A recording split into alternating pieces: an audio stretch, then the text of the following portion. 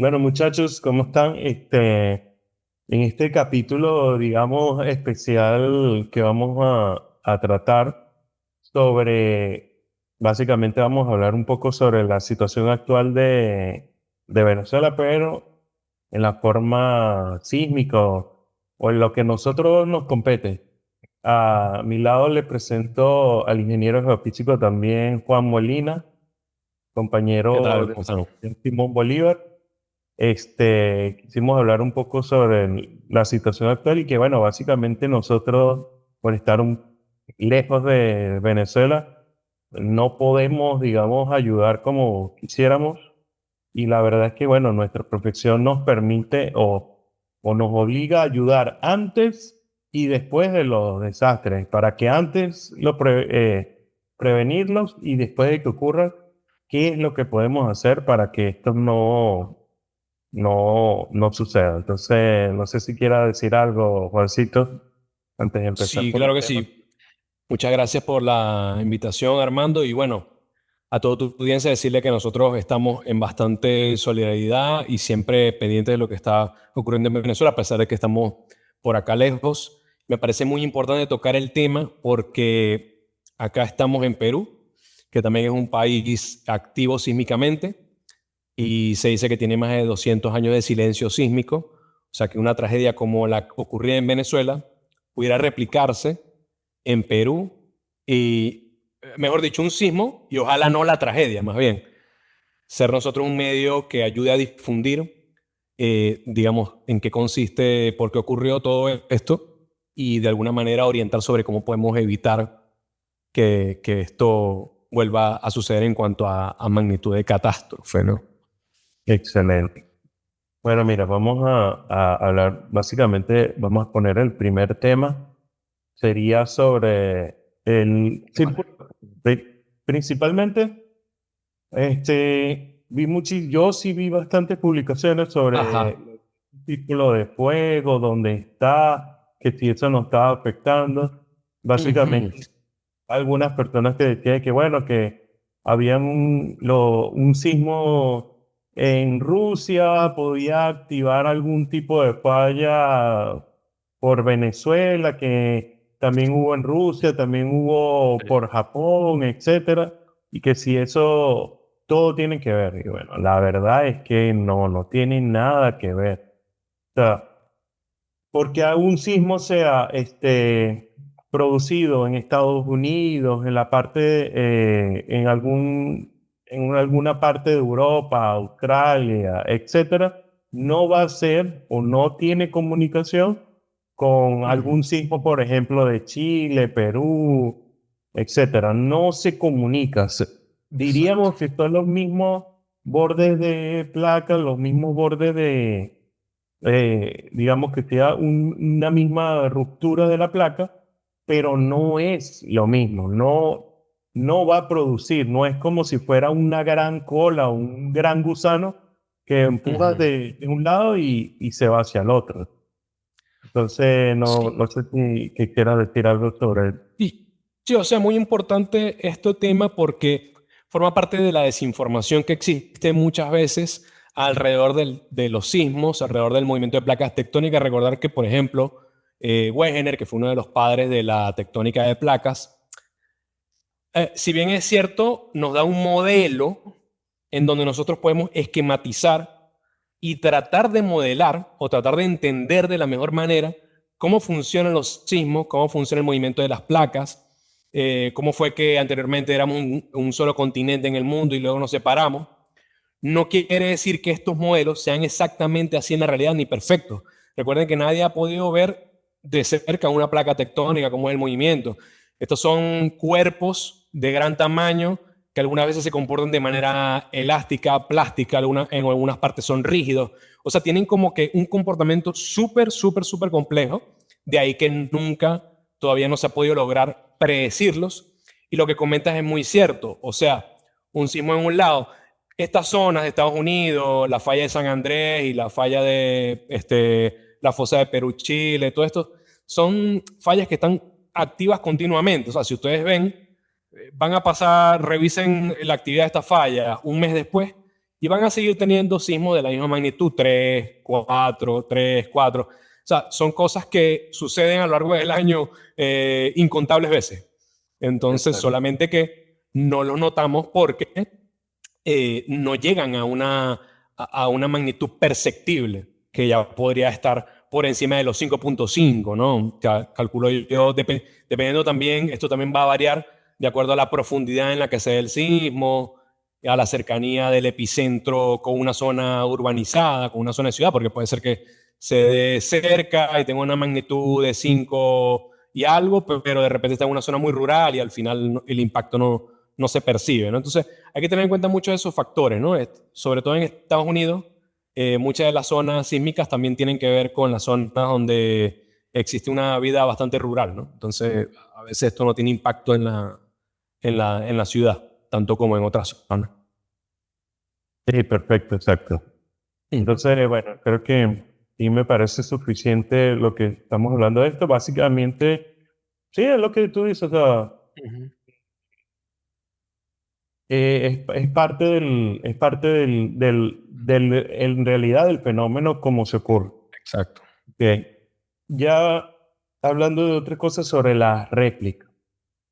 Sí, que hay gente que se vuelve loca con eso que te iba a decir. Justamente cuando hubo hace unos años un sismo también en Caracas, que me parece que fue 6.2 o 6.5, algo así. Después la gente se descargó una aplicación, entonces veía que estaban vueltos locos porque todo el tiempo le llegaba una notificación de un sismo. Pero claro, entonces eran sismos de 1 punto y pico, sismos de 2, sismos de 3. Entonces, claro, te van a llegar miles de sismos de eso porque la actividad es constante, pero no quiere decir que eso sea algo de que temer, ¿no? Tú sabes que yo tenía una amiga en estos momentos que decía, Ajá. no, pero ¿cómo es posible que ustedes, no sé qué, que no llegó, es como que si nosotros no estuviéramos pendientes de los sismos que están ocurriendo y Ujú. que cuando hay varios sismos seguidos en alguna zona, no, ya va a haber un gran terremoto. Y claro, entonces ella como que, como que ustedes no están pendientes. Entonces, casi así Wow. como defensora de que ella sí iba a estar pendiente, le pasó exactamente lo que acaba de decir. Entonces se puso las alertas en su teléfono, se puso las alertas de todos los sismos, casi que de uno así, de Wow. uno de magnitud, todos los días le llegaba la broma. Ya vas a ver que yo sí me voy a dar cuenta cuando vaya a ver un sismo grande. Puta, todos Ah, los días y obviamente por semanas no claro, pasaba nada y ya al final obviamente obviamente. Entras en se la psicosis dio, se la y sí, dio sí. por así, ya. Se la dio y que todo, recibe todo eso y no pasa nada. Y que bueno, Mm, bienvenida a nuestro mundo. O sea, exacto. no, bienvenida, o sea, no, tú puedes estar muy pendiente, pero el problema no es eso. El problema es que Mm, no sabes cuándo en verdad va a llegar, digamos, como dicen el Bitcoin. No sabes cuándo va a llegar exacto. en No se grande. sabe. No se No sabe. De tiene. hecho, es que todavía es un tema de investigación, la forma en la que se comportan nuestras placas tectónicas. Se han hecho, siempre me preguntan, ¿no? Por ahí, ¿no? Pero ¿y por qué no se puede saber cuándo va a haber un terremoto? Si podemos saber cuándo va a haber un tsunami, si podemos saber otro tipo de fenómeno, ¿no? Y es que no se comporta igual, es que nadie ha podido ver directamente, medir directamente el comportamiento de estas placas, ¿no? Cómo es su conducta, cómo es el fenómeno físico que ocurre ahí, solamente lo vemos de forma indirecta.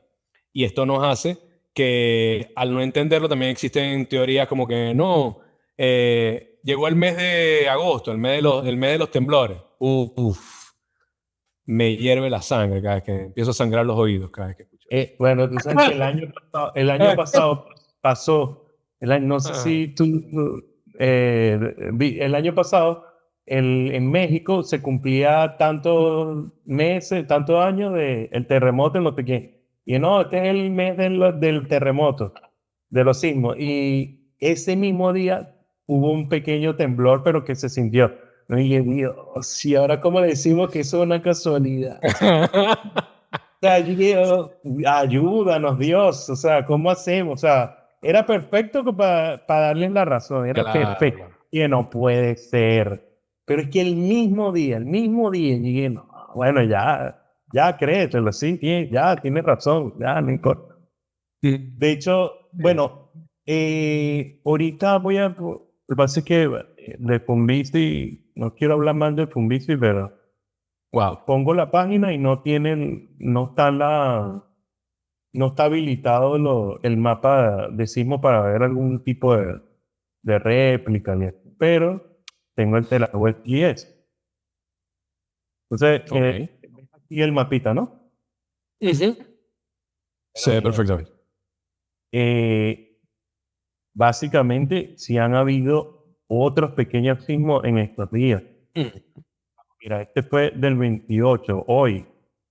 Ahorita, hoy, sé que 4 de la mañana, 4 de la mañana, ¿verdad? Y este de ayer a las 7 de la noche. Entonces, ¿qué es lo que queremos nosotros, digamos, puntualizar? Que bueno, sí van a haber réplicas. La probabilidad, yo también he leído mucho porque, Mm. bueno, no, las personas que nos están viendo, básicamente ni Juan ni yo somos especialistas sismólogos. Nosotros Es- sabemos, decimos porque tenemos toda una carrera y entendemos exactamente todo lo que nos vayan a decir, pero nosotros no vemos esta información día a día. Así que, bueno, por algo de culturizar, de un poco de pasión por la carrera, nos atrevemos a hacer este tipo de videos, de podcast, etcétera. Entonces, lo que yo he leído de otros geólogos y sismólogos es que obviamente la probabilidad va a ser que sean más pequeños. En este caso, gracias a Dios, me está dando la razón el, digamos, los sismos que han ocurrido. Mira, este fue de mm, 4.4, claro. 4.3, en comparación con estos de 7, en una zona Claro. parecida, en una zona bastante cerca de donde ocurrieron los primeros. Entonces, la probabilidad grande es que sea de menor tamaño y se apague hasta semanas o Ujú, meses, ujú. un mes o 2 meses. Yo ayer estaba viendo un video de Frank Audemars, que es uno de los papás de los Ah, mira, helados buenísimo. de Claro, claro que Fumbici, sí. y él decía que sí es posible que hayan de mayor, pero que la probabilidad es que sea de menor, es que sea de menor, no que sea de mayor. Entonces, Claro, al bueno, final lo que te dice la teoría aquí es que justamente el sismo de gran tamaño es un gran desplazamiento que rompe, por decir, una cierta inercia que tiene el movimiento, una acumulación de energía, y luego van a venir sismos más pequeños que tienden a funcionar como acomodación, como estabilización de esa energía, ¿no? Entonces, en teoría, deberían ser más pequeños. Eso es lo que siempre se espera, lo que se desea también. no sé si cómo te lo enseñó a ti Piyut. Piyut, a mí me lo enseñó. Ajá, O sea, básicamente, las si todo manos. el mundo hace el examen con tus manos, si, exacto, ajá, si haces con tus manos, Ahí queda tranquilo. aprisionas con tus manos e intentas moverlo. En algún Mm, momento como que te tranca la cosa y tú sigues empujando hasta que la fuerza se acumula mucho y cedes. cierto. Eso que Exacto, cedes es el síntoma. Entonces, la ah, liberación. exacto. Entonces, ahora, ¿qué pasa si tú haces, por ejemplo, así cedes, hace el primer sismo, pero todavía está un poquito trancado y son los como que los otros hasta que empiecen a moverse relativamente libre? Porque la otra vez ya, lo otro que también quería decir es que no es que las placas están acumulando energía eternamente. O sea, no es que en verdad esto se tranca así totalmente, sino que hay Ujú. unos pequeños movimientos, pero todavía se está acumulando esa energía de que no ha dejado pasar. Y cuando se, digamos, se mueve con gran fuerza, es que ocurre el sismo. De hecho, yo en este caso, mira, yo aquí estoy moviendo centímetros, ¿verdad?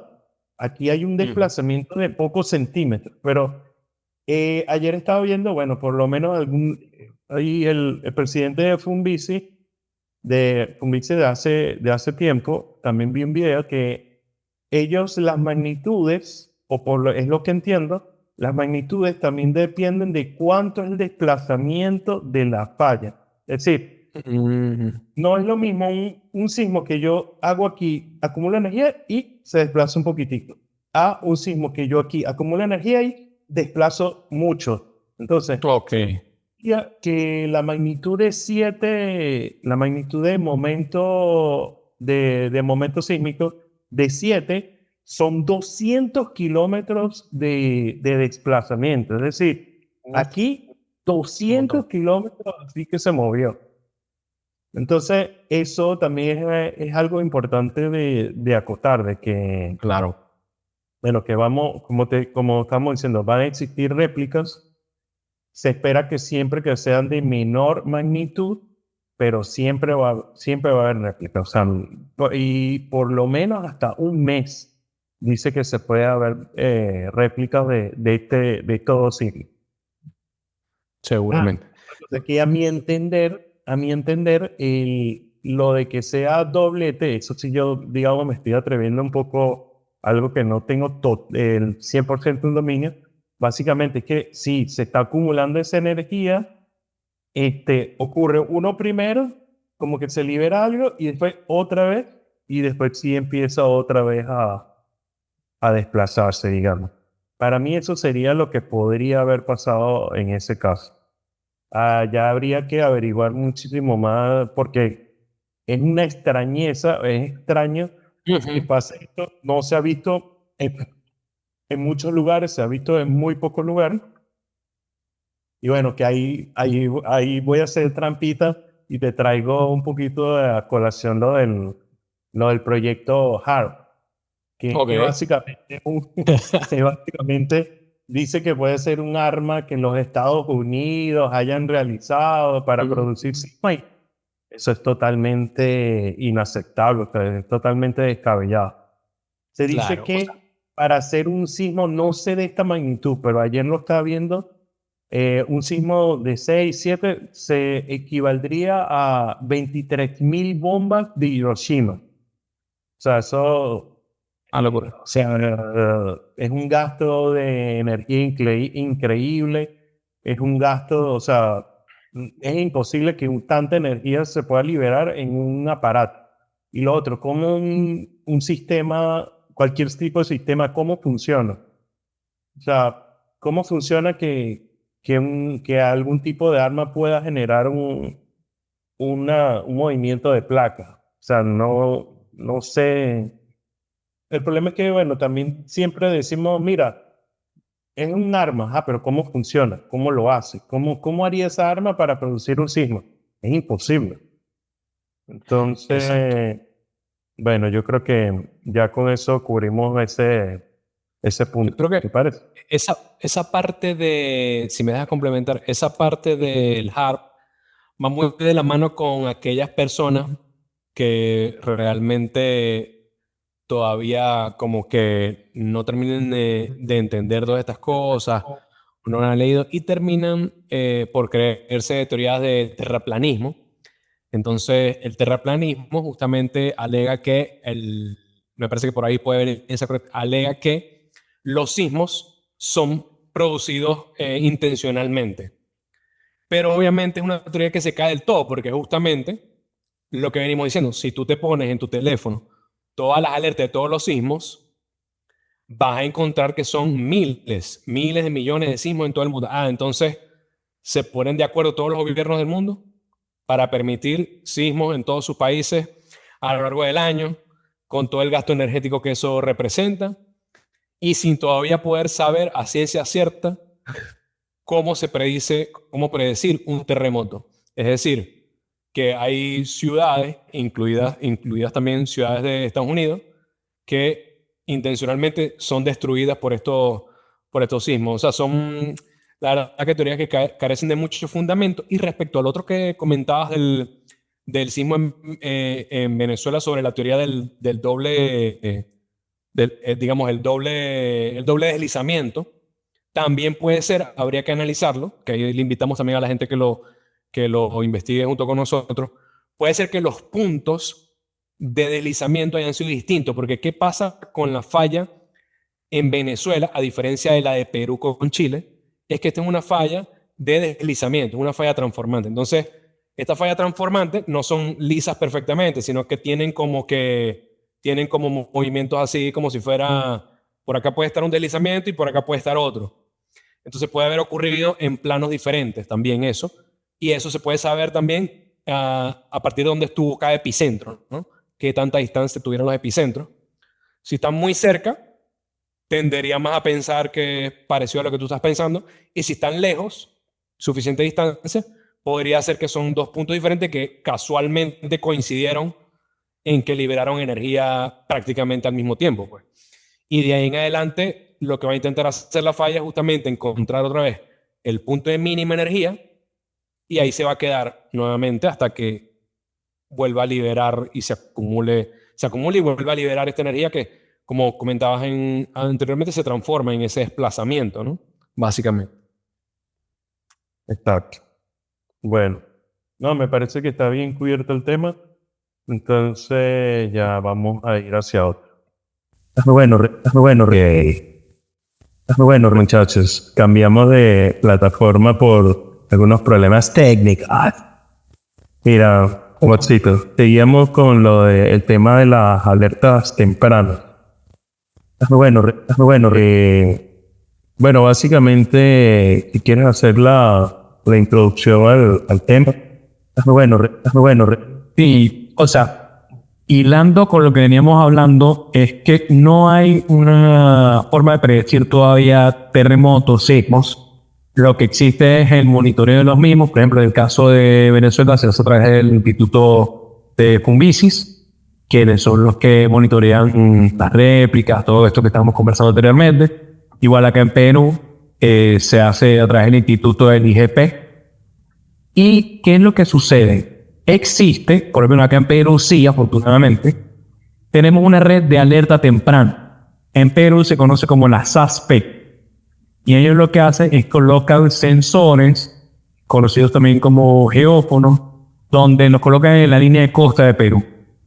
Y esto nos permite mandar mensajes a las personas cuando llegan, cuando ya inicia el sismo. El sismo se divide en dos grandes fases. Una es la onda primaria y la otra es la onda secundaria.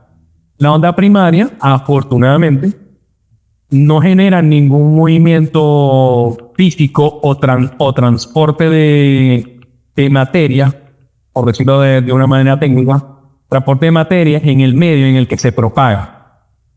Mientras que la onda S sí, pero la onda P llega más rápido. Entonces, la onda P llega a estos sensores y activa de una vez el sistema de alerta, enviándolo a las personas, permitiéndoles obtener por lo menos unos de 10 a 15 segundos, en el mejor de los casos 20 segundos, de anticipación en el momento en el que te pueden resguardar bajo una columna, bajo una mesa resistente, o si están cerca de tu casa no entrar, tienes que quedarte afuera, para como tomar decisiones rápidas, ¿no? Afortunadamente hay una tecnología más interesante, exacto, o sea, el FAST. ¿Cuál es el problema? Que como se ve en la imagen, el epicentro ocurre en la zona de subducción. ¿Ok? Y ese tiempo que se pierde, porque el sensor está más cerca de la costa, inclusive está prácticamente en tierra la mayoría, se pierde un gran tiempo de distancia, que es lo que aprovechan otros sistemas más modernos como los DAS. Los DAS son sistemas que se implementan en Europa, que utilizan la fibra óptica tendida en el fondo, con señales láser, y esto les permite obtener que si esa fibra óptica vibra, genera alguna perturbación en la señal que está enviando, entonces ahí está ocurriendo un sismo. Claro. Esta fibra óptica, como está subacuática, te permite una anticipación mayor. Obviamente, ¿qué es lo que pasa? Es una tecnología que hay que implementarla, hay que hacer una inversión, etc. Y cuando decimos mayor, nos referimos a que te da, no sé, 10 segundos más, por decir algo, 15 segundos más en algunos casos, pero ojo, es sumamente importante. No se imaginan las vidas que te pueden salvar si se tiene una alerta 15 segundos antes, claro. O sea, a nivel de tiempo se ve poco, pero a nivel de poder proteger vidas es importantísimo. Y el tercer caso que te quería comentar es que muchas personas reportaron en Venezuela que les llegó un mensaje aproximadamente como 5 o 6 segundos antes de que ocurriera el sismo. Eso es bien importante, David. A pesar de que en Venezuela no hay una red de alerta temprana, lo que ocurre es que nuestros teléfonos, los teléfonos que están acá, cuentan con acelerómetros, que es de lo que es la tecnología, que le permiten detectar las perturbaciones del movimiento. Tecnología a través de la cual, cuando tú giras el teléfono, la pantalla te pone horizontal o si lo quieres te pone vertical. Y esa tecnología es interesante, tomada a nivel de Big Data, porque tenemos datos de eso de millones de personas que utilizan teléfonos. Esa red es aprovechada por Google, fíjate, es aprovechada por Google para poder enviar un mensaje de alerta unos 5 o 6 segundos antes, que no es mucho, pero a nada. O sea, por ejemplo, puedes estar a punto de entrar a tu casa y no entraste porque retiste, mira, retiste esto, no, mejor me quedo afuera, más bien salgo, ¿no? Y no me caí y no quedé dentro de los escombros, ¿no? O estoy saliendo, puedo salir más rápido, o me puedo resguardar en un sitio para que si se cae todo, por lo menos tener la capacidad de tener oxígeno para que llegue la ayuda, ¿no? Entonces este me parece un sistema muy interesante que hay que reforzar. Es sumamente importante y obviamente también culturizar a la gente qué hacer en ese tiempo. Te llegó una alerta. Pero yo creo que eso, por ejemplo, falta acá, pero te llegó la alerta. ¿Qué hago cuando me llega la alerta? ¿No? Indicaciones. Me meto de una vez en la columna, le presto atención a la alerta y que sea algo que realmente le llegue a las personas en un momento, digamos, una distancia importante, ¿no? Porque de repente no sirve de nada que el epicentro esté a 50 kilómetros o más y la magnitud sea pequeña. Entonces de repente me llegó este mensaje, me asusté, dejé de hacer algún tema y resulta que no percibí nunca ese impacto. Entonces, claro, esto hay que perfeccionarlo a este punto y que se aproveche. Claro, parte de lo que es aumentar la cultura sísmica del pueblo, porque, ok, mira, te dan la alerta, pero ¿y qué hago? Exacto. ¿Qué hago? Sabes que yo estaba hablando en estos días con una amiga y ella dice que no, que su reflejo es correr. Y tengo mucha gente que opina lo mismo. Bueno, en este caso, como que sí era mejor correr, porque básicamente estaba hablando de o te vas, el edificio se cae. Pero la verdad es que la probabilidad de que un edificio se caiga es baja. O sea, digamos que mañana hay un sismo de 5.5. No se va a caer, o de 5. Una persona que vaya a correr. Y en realidad, lo que dice siempre que tú te tienes que esconder debajo de una mesa, algo que te proteja, es porque básicamente hay muchos objetos sueltos, una ventana, un vidrio, un libro, etcétera, y te pueda caer encima, ¿no? Por eso tú simplemente tienes que cubrirte. Claro, eso es previamente confiando a que la estructura donde tú estás va a permanecer relativamente intacta o relativamente segura, que no se vaya a desplomar encima tuyo. Entonces, y que también sea, o sea, para correr a un nivel de movimiento de suelo tan fuerte, tiene que ser un suelo muy plano. ¿Y cómo calculas tú, no sé, bajar escaleras o hacer ese tipo? Claro, no puedes calcular, o sea, te vas a caer. Tú en un minuto no vas a salir del sismo. O sea, tu cerebro ni siquiera va a asociar que estás en un sismo para tú salir de donde estés en un minuto. En cambio, en pocos segundos sí vas a poder. Entonces, viendo de que los instintos te hagan correr o te hagan huir, pero en realidad no es lo más correcto. Lo que pasa es que ahora, mira, entonces es como, siempre hay sus casualidades. En este caso, en lo que ocurrió en La Guaira, era casi que mejor correr, pues, porque es que tu edificio se va a desplomar. Pero relativamente, si tú estás en un lugar que tú sabes que es un lugar que está bien construido, que no va a pasar nada, que no te vas a caer, es mucho mejor que tú te ocultes. que pasa el sismo y después si quieres vas a donde sea, te sientas más tranquilo, porque los expertos dicen que la probabilidad de que un edificio se caiga es muy baja, además de que haya un sismo, de que sea capaz de hacer eso. Y lo que es más común es que simplemente las personas salgan despavoridas por una escalera, un ascensor y tal, se choquen entre sí, se peguen entre sí, se caigan, te quedas aplastado, te puedas romper una pierna. Entonces, lo que podía ser un sismo de que no te iba a pasar nada, solo el susto, ya pasó una pierna mala, alguna caída, alguna muerte, porque te hayas corrido a tanta velocidad que te hayas malogrado, etc. Entonces, básicamente no es solamente que hayan estos sistemas de alerta temprana, que como tú dices, haya una cultura de qué hacer cuando esta alerta temprana se dé. Y que bueno, aquí yo sí he visto que en Perú han habido simulacros institucionalmente. Mira, va a haber un simulacro. Yo he visto a gente que solamente en un edificio, su junta de vecinos, junta de condominio, planea simulacro de sismo. Bueno, entonces eso es importante, no solamente que haya el sistema, sino qué hacer cuando ya esa alerta haya sido dada. Bueno, entonces, bueno, Correcto, sí. Bueno, complementando esta parte de los edificios que capaz podemos pasar, de repente ayuda a puentear el siguiente tema, es que deberían estar construidos, entiendo yo, según las normas sísmicas para resistir sismos hasta de magnitudes de 8 o 8.5, si no estoy mal, dependiendo del país.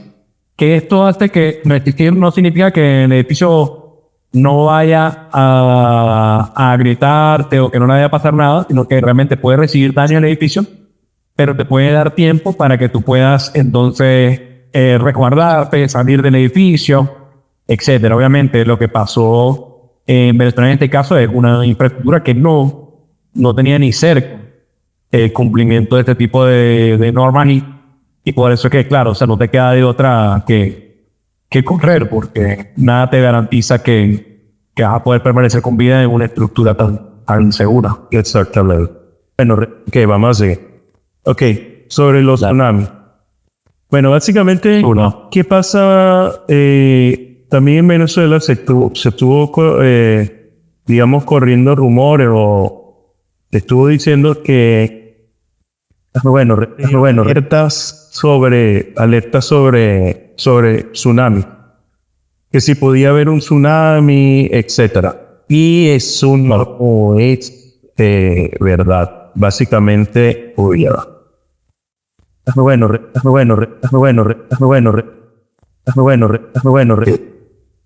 básicamente, como vemos en la imagen, ¿qué pasa? En Venezuela, como ya habíamos dicho, las fallas, o sea, si lo vemos en este plano, las fallas de Venezuela, digamos, son así. Van frente a la otra o paralela a la otra. Pero hay otras fallas que son así, una se baja o está así. Normal o inversa, ¿sí? O se va para acá. O sea, hay un desnivel. En las transcurrentes que son en Venezuela, por aquí, no hay un cambio de nivel. Serán desniveles muy pocos, un poquito así, un poquito así. Pero cuando estamos hablando de tsunami, se necesita que haya un importante desnivel de la falla, que se corra la falla bastante. Entonces, bueno, eso era lo que estaba ejemplificando en este diagrama, básicamente. Bueno, para que exista ese tsunami, tiene que haber un desplazamiento de masa. Desplazamiento de masa de agua, ¿no? En este caso es una falla normal o inversa. No hay otra forma de que se pueda hacer ese desplazamiento de agua. Entonces, claro, cuando se desplaza esta agua hacia arriba, en ambos casos, el sistema tiende a nivelar el agua.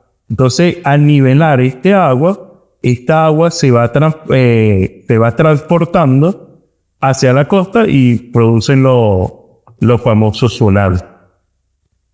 Así es. Entonces, ¿qué pasa en Venezuela? Que nosotros no tenemos ese borde de placa para que exista ese tsunami. O sea, nosotros no tenemos esa forma. Entonces, mira, aquí era otra muestra. Simplemente se hace esa acumulación de agua, se levanta y esta agua va hacia la costa. Bueno, nosotros en Venezuela no producimos, tenemos esa falla, por tanto, es imposible que haya un tsunami. Entonces, cuando dicen, no, que alerte tsunami, ¿qué sentido tiene? Si es imposible que pase, es como, no sé, como darle peras al olmo, como dice. No sé si te... Claro, y es un golpe fuerte lo que estamos comentando, porque no solamente es una idea que se planteó en redes sociales, sino que el mismo INAME, que es el instituto encargado de hacer estas alertas en Venezuela, dijo sobre la alerta de tsunami, inclusive hasta en la zona occidental del país, que todavía tiene menos sentido, ¿no? Porque claro, ni siquiera estaba cerca del epicentro. Entonces, sí es muy importante eso que estás comentando, que tiene que haber un desplazamiento vertical, como ocurre en un borde de subducción o de colisión, para que pueda existir este movimiento de agua. Este movimiento de agua, como tú dices, el sistema pierde el equilibrio y por tanto lo compensa y genera estas olas de gran tamaño, este desplazamiento de masa de agua de gran tamaño, cosa que no ocurre en Venezuela, salvo que obviamente, la probabilidad es súper baja, pero bueno, en ese 1% que haya un movimiento que la falla no sea perfectamente horizontal, sino que en algún momento hay algún desplazamiento hacia arriba o hacia abajo, que es muy atípico, es muy poco probable, porque nuestras fallas ya están, digamos, estudiadas en el comportamiento que tiene, están modeladas, etcétera. No es viable esto, pero bueno, lo más fácil es después de un sismo decir alerta de tsunami, ¿no? Es como que si está cerca, automático. Si está cerca del agua, no, ya va a haber un tsunami. Ya, no, eso no es así, no siempre es así. Tiene que, juro, tener algún tipo de, sea esa falla, que sea ese tipo de falla y que tenga una magnitud considerable, porque precisamente lo que estábamos hablando en la primera parte. Y si surge un desplazamiento muy, muy pequeño, digamos, de la falla, no es lo mismo que se desplacen así, que largo el recorrido, a que se desplace solo un poquito, y lo que te puede causar es un oleaje, digamos, anómalo, un oleaje grande, pero no se produzca el dichoso, por así decirlo, no se ocurra ese tsunami como tal. Yo creo que ya cubrimos básicamente esa parte. Vamos a hablar y decir también para completar la idea que a veces, no sé si esto se pierde de vista, pero los sismos ocurren bastantes kilómetros abajo de la superficie. O sea, no es como que puede estar a cientos de kilómetros. Un sismo puede ocurrir en su, digamos, hipocentro, que es el término para decir exactamente el punto, porque el epicentro es como la proyección en la superficie, pero ahí no es donde se originan terremotos, sino que el terremoto se origina en el hipocentro, que es el punto original de liberación de energía, y esto puede ocurrir cientos de kilómetros debajo de la superficie. O sea, realmente lo que dice Armando es muy importante, este desplazamiento vertical, porque es lo único que puede llegar a proyectar este desplazamiento de masa hacia la corteza, hacia la superficie, hacia el fondo del mar, que genera el movimiento de agua. Porque si tenemos una falla de esta forma, no se genera ningún desplazamiento vertical, imagínate, kilómetros arriba. O sea, no tiene mucho sentido, salvo algún desperfecto poco probable que tenga el movimiento. Exacto. Porque ya vamos llegando al último tema, que básicamente es lo que nosotros podríamos ya a final podríamos contribuir y que hemos contribuido. que no, o sea, esto no es algo nuevo, algún sismo que ocurra en algún tipo de terreno no es absolutamente nada nuevo. Ok, entonces,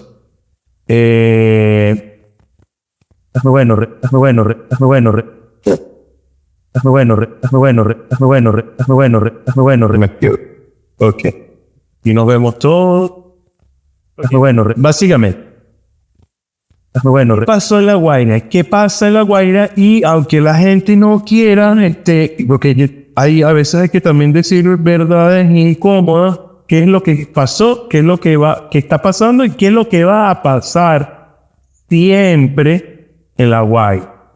Y ya basta de estar llorando y no damos la solución. ¿Qué pasa en La Guaira? En La Guaira, básicamente, nosotros tenemos, el gráfico no es para La Guaira, pero es bastante ilustrador. ¿Qué pasa en La Guaira? Que nosotros estamos en presencia de un cono aluvial. ¿Qué es un cono aluvial? Básicamente, aquí llueve y todos los sedimentos de la montaña se van acumulando en cierto lugar y luego va como por aquí, ¿no? Básicamente. Y esto va a pasar, ha pasado y va a pasar siempre. Entonces, voy con Tim. Cuando nosotros tenemos esta acumulación, este cono aluvial, básicamente esos sedimentos van a ir bajando y se van acumulando esos sedimentos aquí, ¿verdad? Entonces, básicamente, eso es lo que está pasando en La Guaira. La Guaira, el diluvio de Vargas, que pasó en el 99, que básicamente que esos depósitos bajaron abruptamente y se llevaron casas, edificios, etc. Todo eso se lo llevó este cono aluvial. Entonces aquí el edificio que fue dañado por esos derrumbes, por ese diluvio, por esos sedimentos acumulados que bajaron abruptamente. Esto va a pasar siempre, por los siglos de los siglos. Esto no va a cambiar, no se puede hacer algo para que bajen lentamente o tendría que ser una obra de una gran envergadura y no la va a ver, porque en Venezuela, por lo menos ahora, está difícil que eso pase. Entonces, aunado a eso, nosotros tenemos en la teoría de la sísmica, pasa cuando nosotros tenemos que un sismo ocurre en un terreno que está consolidado, que es por lo menos rocoso, ese movimiento no va a ser muy fuerte, digamos. La roca hace que no vibre con gran potencia el suelo donde está. ¿Okay? Contraposición, cuando tenemos un sedimento blando, que es el caso de La Guaira, que está formada básicamente por sedimentos blandos, entonces hay una amplificación de la onda o una amplificación del sismo que va a llegar y va a ser más fuerte de lo que en verdad es. Si digamos, no sé, sea de 5, tú no deberías, digamos, sentirlo estando lejos de la zona y aquí sí se va a sentir. Básicamente porque solamente por esos sedimentos que están sueltos. ¿Sí? Exacto. Entonces, ¿qué pasa? Que eso va a pasar y está pasando y va a pasar por los siglos de los siglos. Entonces, del 99 a acá se debieron tener normas, primero, para que esos sismos, para que esas edificaciones, no construir edificios, y si van a construir edificios que sean de pocos pisos, para que cuando se amplifique la onda no tenga mayores repercusiones. Y si se va a construir algo, que sean casas y de paso que sean antisísmicas. No solo eso. Antisísmica, pero ¿qué es antisísmica? Bueno, en principio, el problema es que la tecnología que es antisísmica es sumamente costosa y es difícil hacer ese tipo de casas. Yo estaba publicando un post de que un edificio que se construye con una tecnología avanzada antisísmica puede valer el doble o hasta el triple que una normal. Bueno, entonces eso es un problema. Entonces, ¿qué hacemos? Señores, no podemos construir donde sea un terreno peligroso, tan sencillo como eso. Bueno, pero es que nosotros somos humanos y tenemos que reponernos a eso. Bueno, se puede hacer, pero tiene un costo. No se puede construir viviendas baratas en un lugar donde sea peligroso. Si no, tú tienes que atenerte a esas consecuencias.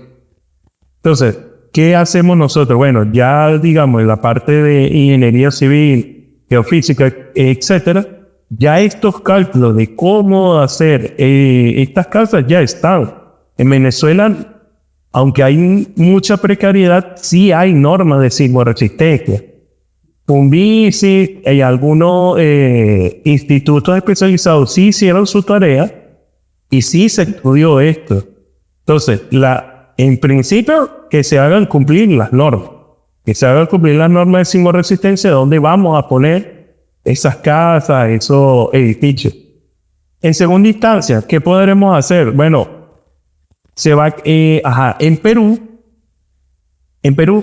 que está un poco más actualizado la ley de sismoresistencia y además, aquí sí ocurren sismos frecuentemente. ¿Qué pasa en Venezuela? Descuidamos un poco humanamente porque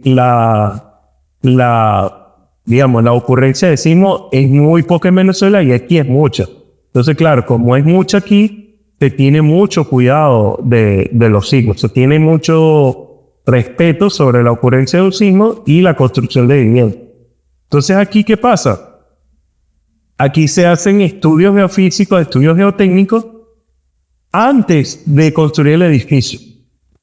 Bueno, entonces, ya hay un control un poco más serio, obligatorio. No es que sea, ok, la norma está, pero si no es obligatorio y algo que va a costar dinero, ¿qué pasa? No se hace. Entonces, aquí es necesario que en Venezuela, no solamente que ya está la norma, ya está hecha, se puede actualizar, se puede revisar, etc., pero ya la norma está, se tiene que hacer obligatoria. Se tiene que hacer obligatorio en la realización de ensayos, de pruebas, de métodos sísmicos, geotécnicos, etc. Si no, estas cosas vamos a ocurrir cada 25, cada 15, cada 10 años vamos a estar viendo las imágenes que estamos viendo hoy por todas las redes sociales mundialmente. Entonces, ¿qué va a pasar? En 25 años, 30 años otra vez. No, Vargas, que pobrecito, que ayúdennos. Señores, ya va. En Japón no, cada vez que hace un sismo no estamos pidiendo ayuda a los países vecinos. ¿Por qué? Porque ya hay una cultura sísmica, ya hay normas y los edificios se construyen, ya hay mapeado qué partes son peligrosas, que en Venezuela ya hay, ya eso se hizo, ya el trabajo del geofísico, el ingeniero civil, ya lo hicimos y no le han prestado atención, por no decir una palabra más fuerte. Entonces, ¿cómo hacemos a que este tipo de desastre no ocurra? Siguiendo las normas. Y ayer también estaba viendo el mismo video que estaba diciendo Oscar Naudemar. Bueno, que si tú te pones hasta, digamos, no sé si decir cruel, pero bueno, y tú puedes tener, mira, por lo menos aquí en Perú, digamos, o en algún país desarrollado, tienen la norma, la cumple, hacen los ensayos, hace todo, pero tú crees que por lo menos yo no he visto, hay un fiscalizador, alguien del gobierno, alguien de algún instituto, estando en la obra todos los días a ver qué tipo de cemento le ponen, qué tipo de cabilla le ponen. Nada, eso no hay, esto no existe. Hay una parte de ética de la construcción de vivienda y de ética laboral también, de que tú tienes que construir un edificio que esté preparado con buenos materiales de construcción, con buenas técnicas, Bueno, del desarrollo también del arquitecto que sepa de leyes sismorresistentes, que hagan estructura o que hagan forma de que a nivel de un sismo no comprometa la estructura. Entonces, sí, todavía faltan cosas que hay que afinar, pero hay cosas que ya están y que no se le ha prestado atención. No sé si tú tienes algo ahí que agregar. Exactamente. Sí, no quería interrumpir porque me parecía muy importante, o sea, muy magistral la forma en la que lo estabas explicando. Yo complementaría con que sí, o sea, en Venezuela existen estas normas desde el 67, estuve averiguando que hubo un gran sismo y esto hizo que se estandarizara lo que es la normativa antisísmica en Venezuela. Sin embargo, obviamente, en los últimos años no se cumple. ¿Qué es lo que pasa también? Que, como tú dices, o sea, actualmente, bueno, una sociedad desprovista de total, bueno, no sé, rigurosidad, estándares, autoridades que fiscalicen, obligaciones de construcción, no existe nada de esto. Estos son construcciones que están totalmente al margen de este tipo de especificaciones técnicas, que a la larga es importante la difusión de esto para que los ciudadanos de aquí en adelante se enteren de que tienen que exigir que esto sea obligatorio. ¿Por qué? Porque puede costar y todo lo que tú quieras, pero el rescate a estas personas, las donaciones, toda la maquinaria que hay que hacer para levantar estos escombros, todas las pérdidas en cuanto a... O sea, son gente que de alguna manera trabajaba en algo y estos sectores económicos están desatendidos. O sea, el impacto no es solamente la vida, es un impacto general en toda una cadena de suministro que se puede haber cortado, o varias cadenas de suministro que se pueden haber cortado por estas pérdidas humanas, por la destinación de maquinaria hacia esta zona. Y todo eso, la gente se tiene que enterar que sale de los impuestos que la gente paga en el día a día, sale del dinero de todo. Entonces es importante que la gente concientice esto y lo exija en todo tipo de proyectos de construcción, que se haga unos estudios de suelo pertinentes. También a nivel del gobierno se establezca, o sea, si no se puede construir en un sitio porque en el país no existen los medios, no existe la tecnología, no existe una alianza internacional que nos permita traer la tecnología, etcétera. Bueno, en esta zona todavía no se puede construir. Tan sencillo como esto, así de sencillo. Porque existen dos cosas muy importantes. Una es la magnitud, en este caso la magnitud fue 7.5. Pero luego la manera en la que se siente o se percibe el sismo se conoce como intensidad. La intensidad en este caso, en Venezuela, para el sismo de Venezuela se calcula que fue alrededor de 9, que es una de las más altas en la escala. O sea, hay una hasta 2. Aquí te puse la imagen.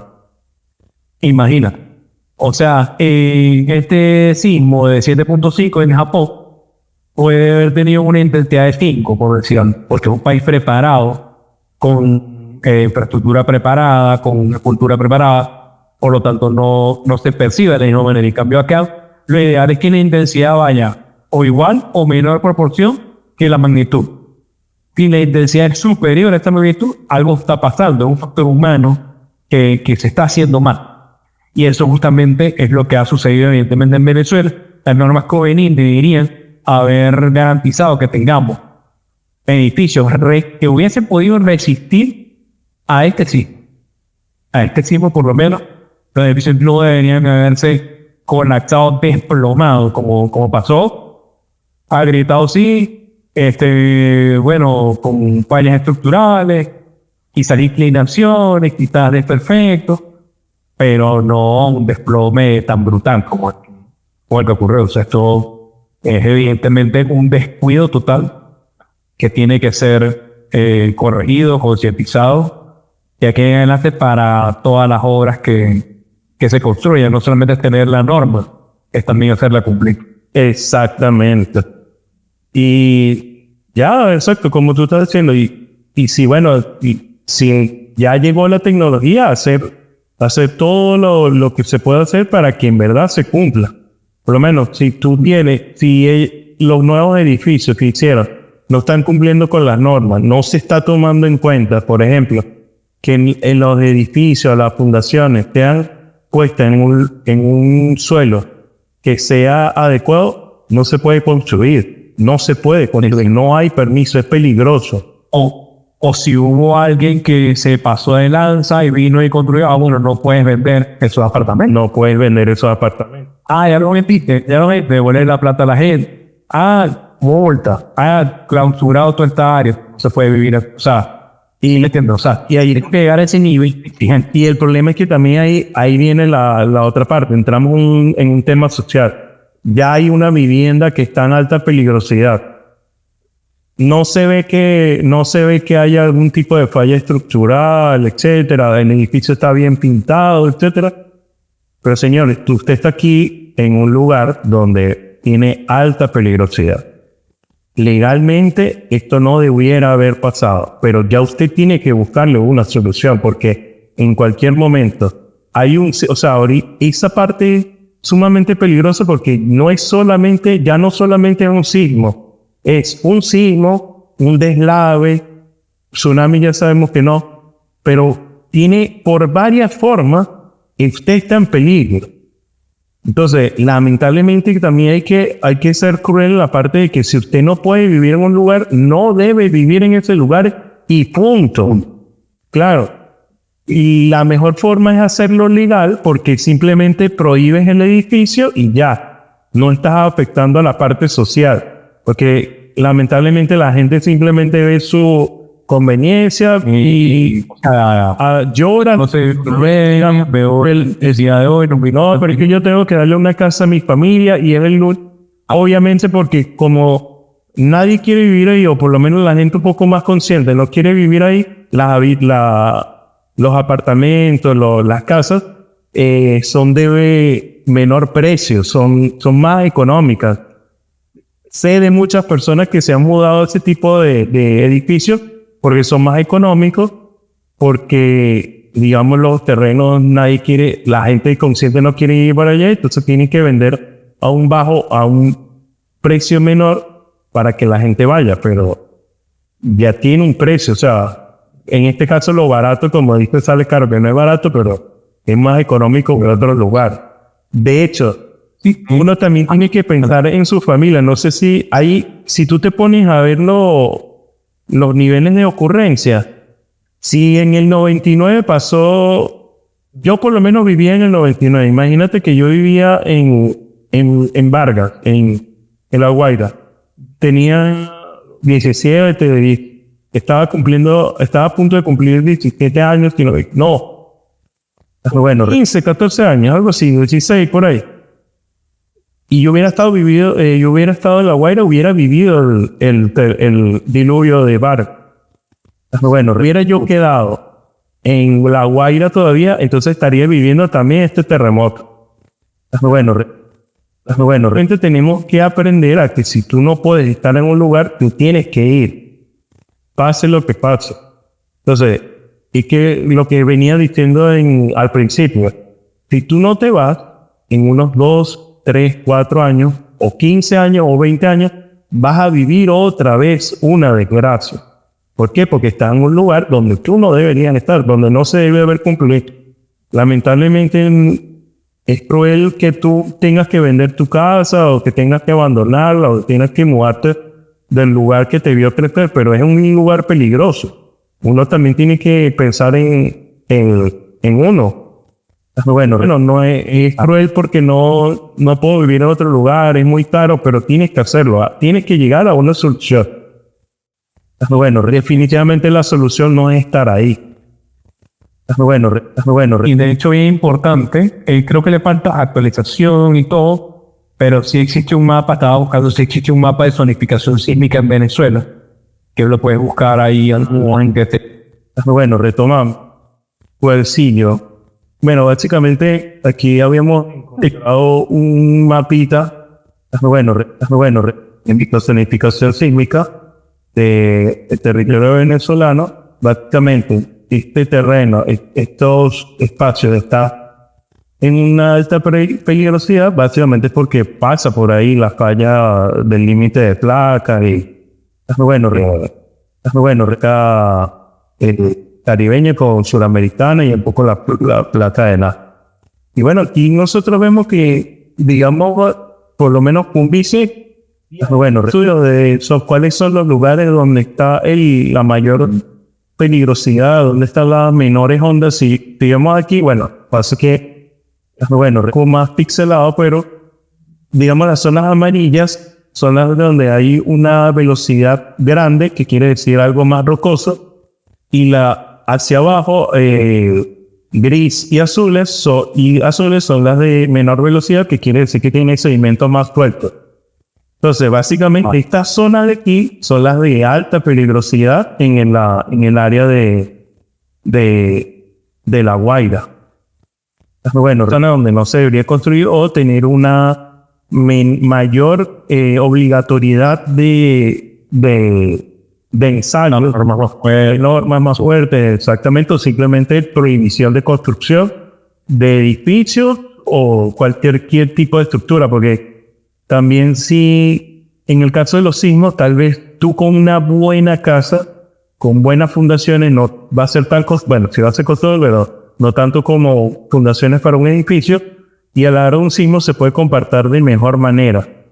Bueno, a la hora de un diluvio, etcétera, un deslave, no hay nada que aguante, pues también sigue siendo peligroso.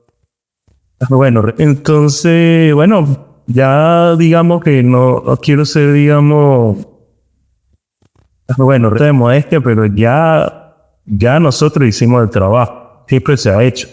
El problema son otras, digamos, el gobierno, las mismas personas que tengan conciencia de que no pueden vivir en estos lugares de alta peligrosidad. Si no, mira cuántas veces vamos a estar viviendo esta desgracia. O sea, bueno, hay una forma de pararla, y es que nosotros también pongamos de nuestra parte de no exponernos a ese peligro.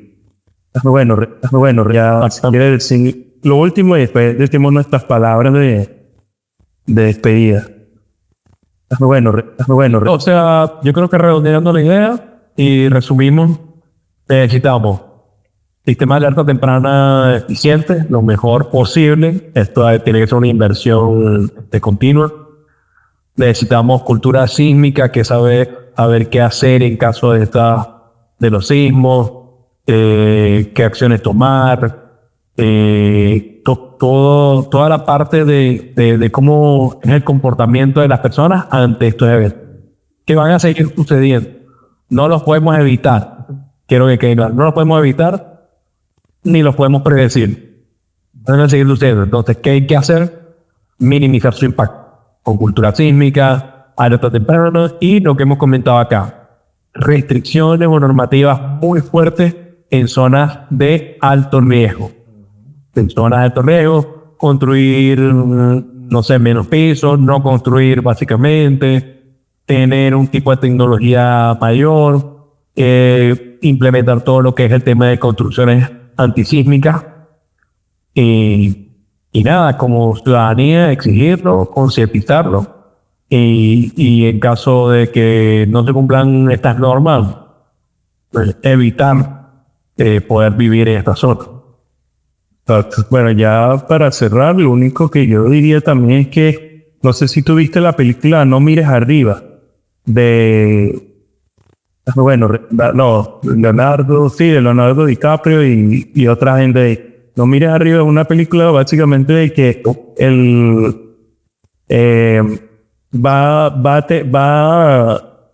se llega a la conclusión de que un asteroide va a destruir la Tierra. ¿Sí la viste o no? Ok, me está sonando. Bueno, pero cuéntame. Un asteroide va a destruir la Tierra, un meteorito, un cometa, etc. Y entonces estos científicos van hacia el gobierno y simplemente no les para porque están en otros temas de elecciones y tal. Entonces,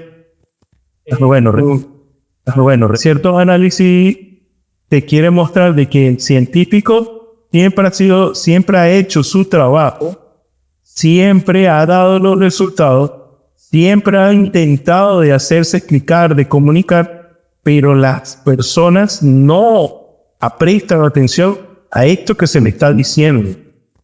Entonces hay que mirar arriba, mirar abajo pero en este caso a los estudios, a leerse un paper, a leerlo, los videos de YouTube simplemente, que es gratis. A ver qué no te video, pues mira, Bueno, este video, no tienes que buscar en muchas partes de que estas cosas sí están ahí, sí están presentes, pero no se le ha prestado atención. Entonces hay que prestar más atención a lo que estamos haciendo. ¿Cuántas vidas podíamos nosotros habernos ahorrado hoy? Bueno, y si hubieran seguido las normas, o simplemente si las personas no decidieran vivir en estos lugares de alta peligrosidad. Que ahorita tal vez caerá mal de que no, ahorita no puedes culpar a las personas, tal, pero eso ya estaba, ya estos estudios ya estaban hechos. Ya si tú no estás enterado, ya es tu problema. Tú también tienes que ver dónde estás viviendo, dónde lo estás haciendo. Entonces, bueno, yo creo que con eso concluimos. Muchas gracias, Juan, por la ayuda, por estar aquí, por prestarte a, no sé, educar un poco, la gana de que uno también quiera evitar estos desastres en algún momento, y cada uno aporta su granito de arena. Ahorita nosotros no estaremos con una pala y un pico en Venezuela o dando una comida o sacando gente, pero lo que nosotros queremos es evitar que eso deje de pasar. Bueno, nada. Muchísimas gracias y no sé, se presenta otra oportunidad de compartir estos temas. Gracias a ti, Armando, por la invitación. Y exacto, yo creo que en todos estos problemas siempre están para las víctimas, en este caso, lamentables, están las personas que están actuando en el presente, y también necesitamos, desde nuestra trinchera, pensar en el futuro. ¿Qué se va a hacer en el futuro para que esto no vuelva a ocurrir? ¿Cómo evitamos esta catástrofe? Así que todos desde nuestra trinchera haciendo nuestro aporte. Y bueno, a mí me encanta. Cualquier momento que lo quieras repetir, me avisa. Dale, chao.